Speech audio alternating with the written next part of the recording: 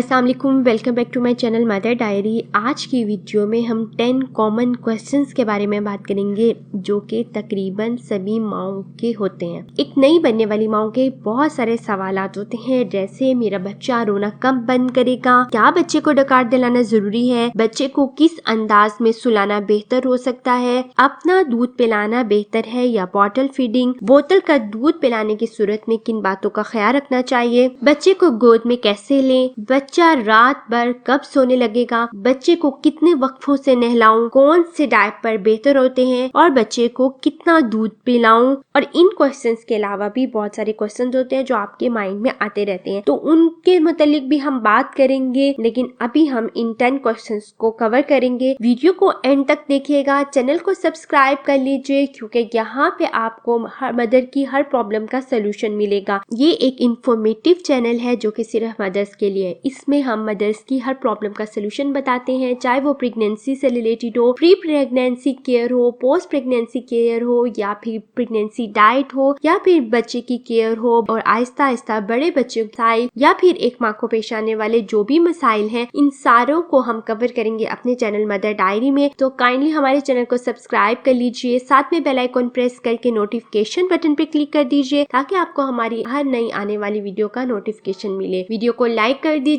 इस वीडियो के लिए मैंने 1000 लाइक रखे हैं। तो चलिए शुरू करते हैं। पहला क्वेश्चन, मेरा बच्चा रोना कब बंद करेगा। बच्चे के रोने से परेशान नहीं होना चाहिए। माँ और उसके दरमियान राब्ते का यही तो एक जरिया है। अगर ये बोलता तो आपको बताता कि इसे भूख लगी है, या इसके कपड़े गीले हैं, या इसकी सर्दी लग रही है, या गर्मी लग रही है। बच्चा रोकर ही अपनी माँ को अपनी तरफ मतवज्जो करता है और फिर ही माँ को पता चलता है कि इसकी क्या जरूरत है, क्या तकलीफ है और ये क्या चाह रहा है। स्टार्टिंग के कुछ महीनों में मामला कुछ ज्यादा होता है, उसके बाद आप समझ जाती हैं कि इस टाइम के बच्चे की क्या जरूरत है। अगर आपका बच्चा रो रहा है तो आप देखें कहीं उसके कपड़े गीले या गंदे तो नहीं, कहीं उसका डायपर उसको प्रॉब्लम तो नहीं कर रहा, कहीं उसे गर्मी या सर्दी तो नहीं तंग करी, कहीं वो एक ही तरफ लेटने से, खासकर गर्मियों में होता है कि एक ही तरफ लेटने से सोजश भी हो सकती है, वो भी उसे प्रॉब्लम कर सकती है। इसी तरह सर्दियों में ज्यादा गर्म कपड़े पहनाने से भी बच्चा बेचैन हो जाता है। और बाज दफा ये होता है कि ज्यादा ठंडक भी, जैसे एसी वगैरह की ठंडक भी उसे परेशान कर रही हो सकती है, या फिर बहुत ज्यादा गर्म कमरा। बाज माँ ऐसे करती है कि कमरे में हीटर चलाया होता है, उसका टेम्परेचर भी नॉर्मल होता है, उसके बाद हीटर की वजह से भी टेम्परेचर होता है, फिर बच्चे को बहुत सारे कपड़े पहनाए होते हैं, फिर उसे कम्बल में भी लपेटा होता है, और फिर बच्चे जो है वो रो रहा होता है, तो माँ को समझ नहीं आती कि ये क्या हो रहा है। आपने अगर रूम का टेम्परेचर नॉर्मल किया हुआ है तो फिर आपको उसे इतने ज्यादा कपड़ों में लपेटना नहीं चाहिए। इसके अलावा कोई भी ऐसी चीज, मक्खी मच्छर वगैरह तो नहीं उसे कोई तंग करे। क्या आपका बच्चा भूखा है, या फिर आपका बच्चा सोना चाह रहा है, या आपका बच्चा थका हुआ है। बच्चों के रोने से रिलेटेड हमारी एक डिटेल वीडियो है, आप वो भी देख सकती हैं। लेकिन इन सारे प्रॉब्लम्स को चेक कीजिए। अगर आपका बच्चा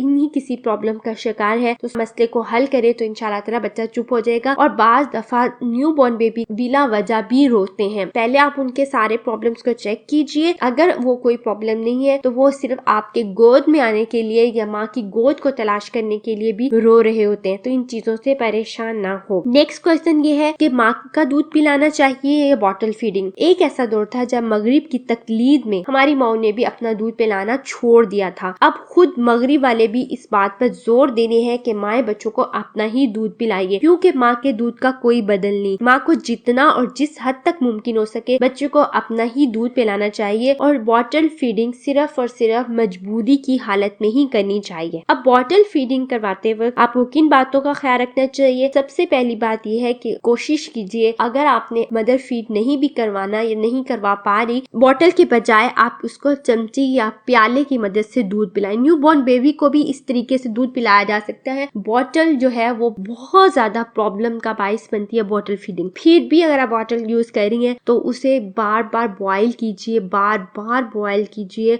और उसको बहुत एहतियात से यूज कीजिए। ठंडा दूध पिलाने से बच्चे को चेस्ट इन्फेक्शन हो जाता है, तो इस बहुत सारी प्रॉब्लम का बाइस बनता है बॉटल फीडिंग। इसके बाद क्या बच्चे को डकार दिलाना जरूरी है, तो ये बात जान लीजिए, बाज बच्चे खुद ही डकार ले लेते हैं और जो डकार नहीं लेते वो बेचैन रहते हैं। इसलिए बेहतर है कि दूध पिलाने के बाद बच्चे को कंधे से लगाकर इसे सीधा रखें और पीठ आहिस्ता आहिस्ता सहलाते रहें और पीठ पर आहिस्ता आहिस्ता हाथ फेरते रहें। ये अमल कम से कम 5 मिनट तक जारी रखें। रखिए यहाँ तक कि बच्चा डकार ना ले ले। दरअसल बोतल के दूध पीने के दौरान बच्चा हवा भी निगल लेता है। डकार की सूरत में इसे हवा के खारिज होने से इसकी बेचैनी खत्म हो जाती है। बच्चा दूध पीते पीते सो गया है तो इसे जगाएं। बच्चे सोते में अगर बेचैन हो और रोने लगे तो यही अमल कराने से वो डकार लेकर पुरसुकून हो जाएगा। बाद बच्चे को गर्दन सहलाने से भी डकार आ जाती है। तो डकार लेना बहुत ज्यादा जरूरी है, चाहे वो बॉटल फीडिंग पे हो चाहे मदर फीडिंग पे हो। बच्चे को किस अंदाज में सुलाना बेहतर होता है, ये कोई परेशानी वाली बात नहीं है। आपका बच्चा जिस भी अंदाज में रिलैक्स फील होता है आप उसे उसी तरीके से लेटाइए, लेकिन दिन के कुछ औकात में पेट के बल लटाने से वो ना सिर्फ डकार भी ले सकता है और इससे इसकी गैस पास जो है वो आसानी से हो जाती है और बच्चा रिलैक्स फील करता है। और अक्सर औकात बच्चे जो है पेट के बल लेटना पसंद करते हैं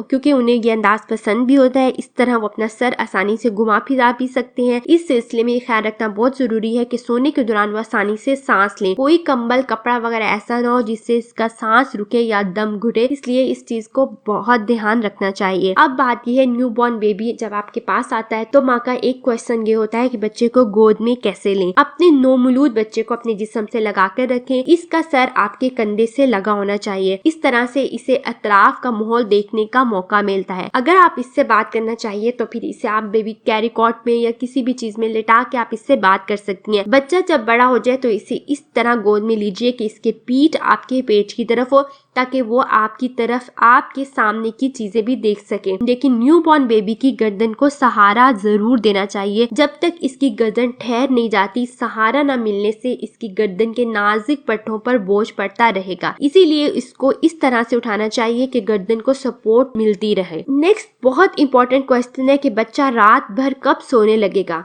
ये बात भी हर बच्चे में मुख्तलिफ होती है। बाज अपनी जिंदगी के पहले महीने से ही रात भर चैन की नींद सोने लगते हैं और बाज 2 साल के होने के बाद भी आधी रात को जाग जाते हैं। तहकीक से यही साबित होता है न्यूबॉर्न बेबी दिन के मुकाबले में रात के वक्त ज्यादा जागते हैं, लेकिन कुछ 4 माह बाद वो रात के वक्त सोने लगते हैं, लेकिन उनकी ये नींद गहरी नहीं होती, वो सोते जागते रहते हैं। बच्चों की नींद का ये अंदाज आहिस्ता आहिस्ता तब्दील होता है, यहाँ तक कि 2 साल की उम्र में 8 से 10 घंटे की नींद लेने लगते हैं। और ये बात भी है कि अगर आपका बच्चा हर दूसरे तीसरे घंटे बाद जब भी आपका दूध पीने का आदी है वो उसी वक्त उठेगा और दूध मांगेगा, जिसे आपको देना जरूरी है। तो बच्चे की नींद में इब्तदाई महीनों में अगर बच्चा रात को जागता है तो इसमें ना आपका कोई कंट्रोल है, ना इसमें कोई खास किस्म की समझे के टिप है, ट्रिक्स है, कुछ भी नहीं है। और ये जाहिर सी बात है, जब बच्चा सारा दिन सोएगा तो रात को जागेगा। इसके लिए आप क्या करें, एक तो ये रूटीन आहिस्ता आहिस्ता चेंज होगी। दूसरी बात ये है कि आप उसे दिन के टाइम में काफी देर के लिए जगाने की कोशिश कीजिए, उससे बातें कीजिए, खेलें, कुछ थोड़ा टाइम आहिस्ता आहिस्ता उसका दिन और रात का जो डिफरेंस है वो बच्चे को आपको खुद ही सिखाना पड़ेगा। तो जब आप आहिस्ता आहिस्ता सिखा सकेंगे कि दिन में वो जागे रात में सोए और रात, लेकिन ये सब आपको तकरीबन 4-5 माह बाद ही थोड़ा सा आपको रूटीन सेट होगी। इब्तदाई 3 माह या 4 माह में आपको फर्स्ट 3-4 मंथ्स में आपको ये प्रॉब्लम्स अगर है तो इसका कोई सोल्यूशन नहीं, आपको अल्लाह मियां ने माँ बनाया है तो फिर आपको इसका शुक्र अदा करें, ये एक ब्लेसिंग है और ये छोटी छोटी चीजें आपको बर्दाश्त करनी ही पड़ेगी। नेक्स्ट क्वेश्चन है, बच्चे को कितने वक्फे से नहलाऊं। माहिरीन की राय के मुताबिक इसे एक दिन में कम से कम एक बार जरूर नहलाना चाहिए। गर्मी, हव और मरतूब मौसम से बच्चा उलझने लगता है। नहलाने के बाद इसे साफ सुथरे नरम तौलिए या कपड़े से अच्छी तरह खुश्क कीजिए और हवा न लगने दीजिए। खास तौर पर गीले बदन पर ठंडी हवा के झोंके नहीं लगने चाहिए, इससे इस तरह से कभी जुकाम नहीं होगा। बच्चों के लिए गर्म पानी से नहलाना बेहतर होता है। नहलाने के अलावा दिन में 4-5 मरतबा इनका मुंह और हाथ गीले तौलिए से साफ करती रहें। आरामदेह नींद के लिए भी ये जरूरी होता है कि उनकी बॉडी है वो नीट एंड क्लीन हो। और सर्दियों में भी आप इन्हें नहला सकती हैं, डेली नहला सकती हैं तो भी जरूरी है, वरना एक दिन बाद तो लाजमी नहलाइए। आप अपने रूम का टेम्परेचर ऐसा रखिए, वॉशरूम का टेम्परेचर, बल्कि रूम में ही नहला सकती हैं, बच्चे को ज्यादा पानी की जरूरत नहीं होती और रूम का टेम्परेचर मेंटेन करके आप उनको नहला सकती हैं। नीम गर्म पानी से जब आप बच्चे को नहलाना चाहती हैं तो अपनी कोहनी को डुबो कर देख लिए कि वो गर्म तो नहीं। बच्चे की सेहत के लिए नहलाना बहुत जरूरी होता है। अब हम बात करते हैं कौन से डायपर बेहतर होते हैं। डायपर पे मैं डिटेल में वीडियो बनाऊंगी, लेकिन डायपर कोई भी हो सकते हैं, लेकिन बात यह है कि जब तक बच्चा बैठना शुरू नहीं होता तब तक आप उसे कोई भी डायपर यूज कीजिए और कोशिश कीजिए कि जल्द से जल्द डायपर चेंज कीजिए। जब भी आप डायपर लगाएं, डायपर लगाने से पहले आप या तो वैसलीन लगाएं या फिर आप क्या करें कि थोड़ा सा तेल जो है अपनी हथेली पे रख के उसमें 1-2 ड्रॉप जो है पानी के डाल के आप उंगली से मिक्स कर लीजिए और वो आप बच्चे की लगाइए। इससे बच्चा रैशेस से बचता है और बच्चा रिलैक्स रहता है। और ज्यादा देर तक अगर आप डायपर को यूज करती हैं तो फिर बच्चे को रैश हो सकता है, जो भी मौसम हो या जो भी कंडीशन हो। लेकिन फिर भी दिन के काफी टाइम में कुछ ऐसा टाइम रखिए जब आपने बच्चे को खुला छोड़ना है ताकि बच्चे की बॉडी को हवा लगे। ये बहुत ज्यादा जरूरी है। डायपर बहुत सारी कंपनीज के अवेलेबल है, लेकिन अच्छा जिसका जेल हो, जो अच्छा जेल हो जिससे रैशेस ना हो, वो आप यूज करें। अब बात है बच्चे को कितना दूध पिलाऊं। हर बच्चे की भूख मुख्तलिफ होती है, तो बच्चे को उसके हर दफा मांगने पर बच्चे को दूध जरूर दीजिए, लेकिन फिर भी आप अपनी टाइमिंग नोट कर लीजिए। क्या आपने हर 2 घंटे के बाद दूध पिलाना है या हर 3 घंटे के बाद दूध पिलाना है। आप अपनी टाइमिंग को, रूटीन को जब नोट करेंगी तो आहिस्ता आहिस्ता बच्चे हैबिचुअल हो जाएंगे उसी टाइमिंग के, और बच्चा उसी तरीके से यूरिन पास भी उसी तरीके से करना शुरू हो जाएगा और आपको बाद में बहुत ज्यादा इजी हो जाएगा। जब आप डायपर को छोड़ के पार्टी ट्रेनिंग पे आएंगी तो आपके लिए बहुत इजी हो जाएगा। टाइम मैनेजमेंट के हिसाब से आप जब बच्चे को दूध या खुराक देंगी तो आपका बच्चा इस चीज का आदी हो जाएगा। इसीलिए बच्चे को टाइम नोट करके आप दूध पिलाइए। हर बार दूध पिलाने से पहले आप खुद भी दूध पिए या फिर पानी का ग्लास पिए या फिर लस्सी का ग्लास पीजिए। इससे बच्चे को आपका दूध ज्यादा होता है और फिर बच्चे का पेट भी जल्दी भर जाता है। अगर बच्चा सारा दिन ही सोया रहता है, दूध मांगता ही नहीं, तो क्या आप दूध पिलाएंगी नहीं? ऐसा नहीं है कि जब बच्चा मांगेगा तो ही आपको दूध पिलाना है। बाज बच्चों की रूटीन डिफरेंट होती है, सारा दिन सोए रहते हैं। आप बच्चे को टाइम शेड्यूल के मुताबिक जो है वो दूध पिलाइए, या 2 घंटे रख लीजिए या 3 घंटे बाद अपने बच्चे को जगा के उठा के दूध पिलाइए। लेकिन अगर आपका बच्चा रो के या भूख का इजहार करके दूध मांग रहा है तो भी आप बच्चे की नीड्स के मुताबिक जो है जब भी बच्चा मांगे आप उसको फीड जरूर करवाइए। ब्रेस्ट फीडिंग से रिलेटेड हमारी डिटेल वीडियो है, आप हमारी ब्रेस्ट फीडिंग से रिलेटेड प्लेलिस्ट को वॉच कीजिए। वहाँ पे आपको आपके हर क्वेश्चन का आंसर मिलेगा। इन 10 क्वेश्चन के अलावा आपके जो क्वेश्चन है वो कमेंट में बताइए। मैं उन सारे क्वेश्चंस को इकट्ठा करके एक न्यू वीडियो भी बनाऊंगी। अगर बच्चों की खुराक से हो, बच्चों की हेल्थ से रिलेटेड हो, बच्चों की तालीम और तरबियत से रिलेटेड हो, आपको हर प्रॉब्लम का सोल्यूशन मिलेगा हमारे चैनल मदर डायरी में। तो प्लीज इस वीडियो को लाइक कर दीजिए, शेयर कर दीजिए, और अगर कोई क्वेश्चन है तो नीचे कमेंट में कीजिए। अपना बहुत ध्यान रखिएगा, हमें अपनी दुआ में याद रखिएगा। अल्लाह हाफिज।